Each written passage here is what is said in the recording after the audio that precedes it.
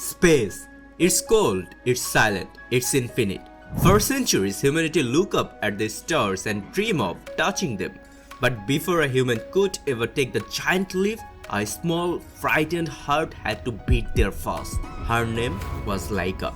She wasn't a soldier, she wasn't a scientist, she was a stray dog from the freezing streets of Moscow. And on a cold November morning in 1957, she became the loneliest being in the universe. For decades, the world was told she died peacefully, a hero's death. But the truth was a secret kept for nearly half a century. Welcome to Everyday Animal. Today we'll tell the true heartbreaking story of the first Earthling to orbit our planet.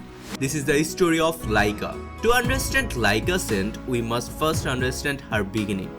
She didn't start life in a laboratory. She was born a survivor. In the 1950s, the Soviet Union was in desperate race, the space race against the United States. They needed test subjects, but they didn't want pampered house pets. They wanted fighters. Scientists scoured the alleyways of Moscow looking for stray dogs. Their logic was simple. If a dog could survive the brutal Russian winter, the hunger and the cruelty of the streets, maybe, or just maybe, it could survive the unknown terrors of space. Among them was a small mixed breed female, part terrier, maybe part husky. She was about 3 years old and weighed only 13 pounds. She had no name yet. The scientists called her Kurdyevka, Little Curly, but the world would soon know her by her breed name, Laika, the Barker. She was chosen not just for her health, but for her personality. She was quiet, she was patient, she didn't fight back. She trusted the humans who took her in. But the sanctuary she found was actually a prison. The training for Sputnik 2 was brutal. The mission had a deadline. Soviet Premier Nikita Khrushchev wanted a space spectacular to celebrate the 40th anniversary of the Bolshevik Revolution. The engineers had only 4 weeks to build the spacecraft. There was no time to design a return trip. It was a suicide mission from day one. To prepare Laika for the cramped condition of the capsule, she was placed in smaller and smaller cages for up to 20 days at a time. The confinement was so stressful that the dogs stopped urinating. They became restless, but Laika endured. She was placed in centrifuges that spun her around to stimulate the crushing G-force of a rocket launch. Her pulse would double, her blood pressure would skyrocket. She was fed a strange gelatinous space food because she wouldn't be able to move to eat in orbit. She did everything they asked of her. Even the scientists, hurried by the cold air, began to crack. They knew what they were doing. Dr. Vladimir Yazdovsky, the head of a space medicine program, did something unexpected. Days before the launch, he took Laika home. For a brief moment, Laika wasn't a test subject. She was a pet. She played with Dr. Yazdovsky's children. She slept in a warm house. Years later, Dr. Yazdovsky wrote, Laika was quiet and charming. I wanted to do something nice of her. She had so little time left to live. Then the day came. 3rd November 1957, before sealing the hatch, one of the technicians kissed Laika on her nose. He wished her bon voyage, knowing he was closing her coffin.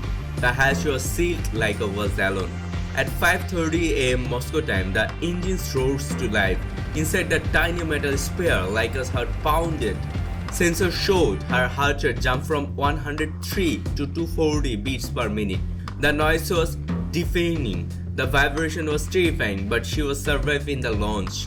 Sputnik 2 reached the orbit. Laika was the first living creature to float in weightlessness above our blue planet. For years, the Soviet Union claimed Laika survived the several days, eventually dying painlessly when her oxygen ran out. It was a lie. The truth was revealed only in 2002, around 45 years later. The rush to meet the deadline had fatal consequences. During the launch, part of the thermal insulation to loose, the temperature control system had failed. Inside the capsule, the temperature began to rise. 90 degrees, 100 degrees, over 104 degrees Fahrenheit. Laika was cooking alive. Panic and overheating claimed her life within just 5 to 7 hours after launch. She didn't live peacefully to sleep. She died in fear and heat, circling the wall that had sent her there. 5 months later, on 14th April 1951, Sputnik 2 re-entered the atmosphere and burned up. Laika's remains turned to dust scattered in the upper atmosphere. She paved the way for Yuri Gagarin and Neil Armstrong. She proved living beings could survive microgravity. But was the cost worth it? Oleg Gazenko, one of the lead scientists, lived with the guilt for the rest of his life. In 1998, he admitted, "The more time passes, the more I'm sorry about it. We shouldn't have done it. We did not learn enough from this mission to justify the death of the dog." Today, a statue stands in Moscow. It's Laika, standing proudly on a rocket, his hand in cradling the rocket. But she was looking at the stars. She was a small dog with no home, who found her place in the history books but lost her life in the process. We explore, we discover, and we advance. But let us never forget the price paid by the innocent. Laika, the first traveler, the good girl who never came home. Thank you for watching this tribute to Laika. If her story touched you, please hit the like button and share this video to keep her memory alive. For more stories about the animals who share our world and sometimes our history, subscribe to Everyday Animal. I'll see you in the next one.